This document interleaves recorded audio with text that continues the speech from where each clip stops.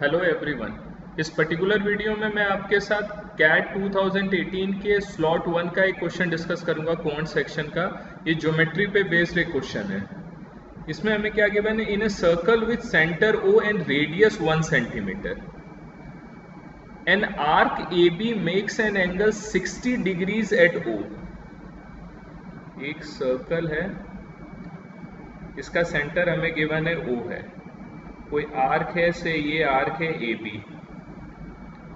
It makes an angle of 60 degree at O, और वो centre पे कितना एंगल बना रहा है, 60 डिग्री। ठीक है, और इस सर्कल का रेडियस मुझे गिवन है 1 सेंटीमीटर, तो ये डिस्टेंस हो जाएगा 1 centimetre. Let R be the region bounded by the radii O A and O B.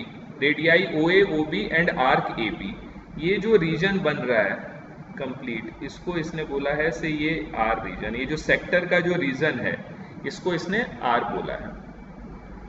If C and D are 2 points on O A and O B. देखो इस sector को मैं अलग से ड्रॉ करता हूं, ये सेक्टर ऐसे, ठीक है, ये हो गया आर्क ए बी,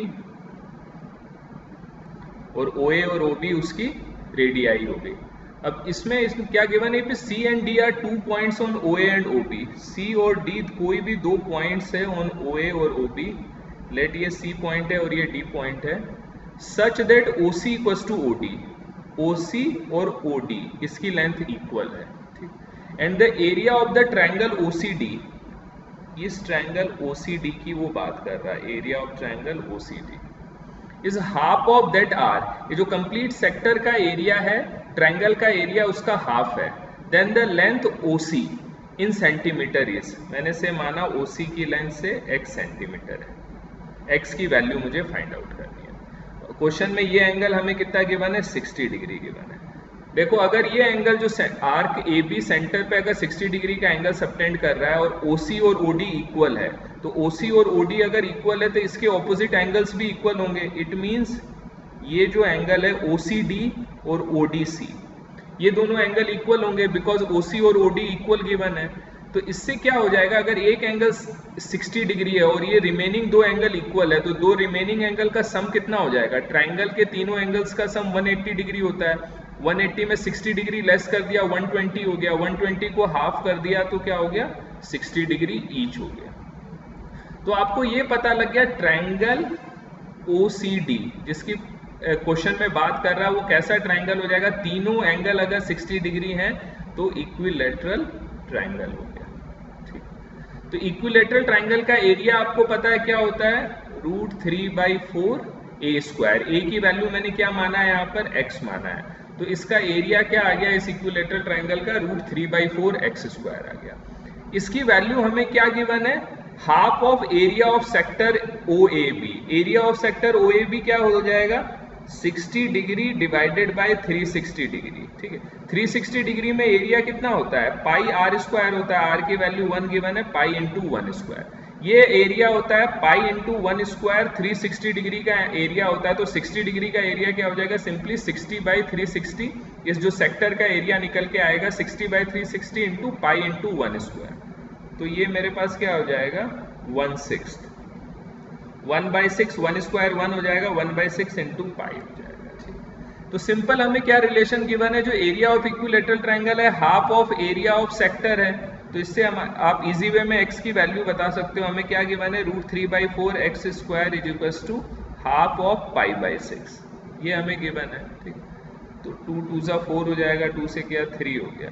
तो x स्क्वायर की वैल्यू मेरे पास क्या आ गई, पाई/3√3। तो x की वैल्यू क्या हो गई, पाई/3√3 का स्क्वायर रूट या raise to the power half बोल सकते हैं। ठीक, तो हमारा आंसर क्या हो जाएगा इसमें, देखोगे पाई/3√3 हाफ, फोर्थ ऑप्शन हो जाएगा। तो ये आप देखोगे बहुत ही एक बेसिक क्वेश्चन, एलिमेंट्री क्वेश्चन था, बहुत कम टाइम में आप ये कर सकते हो, बहुत ही डुएबल क्वेश्चन है। ऐसे क्वेश्चन हमें मिस नहीं करने चाहिए। इसमें कॉन्सेप्ट क्या यूज हुआ, सिर्फ आपको एरिया ऑफ सेक्टर निकालना आना चाहिए। एरिया ऑफ किसी भी सर्कल में सेक्टर का एरिया निकालने का क्या फॉर्मूला होता है, θ/360 इंटू पाई आर स्क्वायर। यहाँ थीटा क्या है, जो आर्क सेंटर पे जो एंगल सबटेंड करता है वो थीटा है, और आर क्या है यहाँ पर, रेडियस ऑफ द सर्कल है। तो इस फॉर्मूले को यूज करके मैंने π/6 ये कैलकुलेट कर लिया था। सेकंड आपको क्या गिवन है कि अगर आपको ये गिवन था कि जो सेंटर पे जो एंगल बन रहा था वो 60 गिवन था और रिमेनिंग दो साइड्स इक्वल थे, मतलब आइसोस्केलस ट्रायंगल है ये तो गिवन था।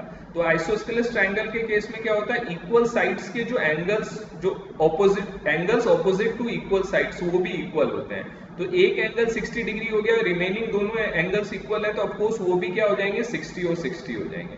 तो इससे ये हमें पता लग गया जो ट्रायंगल OCD है वो क्या होगा, एक इक्विलेटरल ट्रायंगल होगा। तो इक्विलेटरल ट्रायंगल का आपको एरिया पता होना चाहिए। इक्विलेटरल ट्रायंगल का एरिया आपको पता है क्या होता है, √3/4 A² होता है। A क्या होता है वहां पे, side of the equilateral triangle. यहाँ पर मैंने A को क्या माना है, x माना है, तो मैं ऐसे लिख सकता हूँ area of equilateral triangle will be √3/4 x²। इसका डेरिवेशन भी आपको आना चाहिए, बहुत ही ईजी है। तो इससे हमारे पास क्या आ गया, इसको आपको क्वेश्चन में ये गिवन है, इस इक्विलेटरल ट्रायंगल का एरिया सेक्टर का एरिया का हाफ है। तो हम क्या लिख सकते हैं, √3/4 x² = हाफ ऑफ π/6। तो उसको सिंप्लीफाई किया तो x की वैल्यू क्या आ गई, π/3√3 का स्क्वायर रूट आ जाएगा। तो हमारा क्या ऑप्शन हो जाएगा, फोर्थ ऑप्शन हो जाएगा। तो आप इस कॉन्सेप्ट को यूज करके इस क्वेश्चन को आप सॉल्व कर सकते हो। Thank you so much for watching.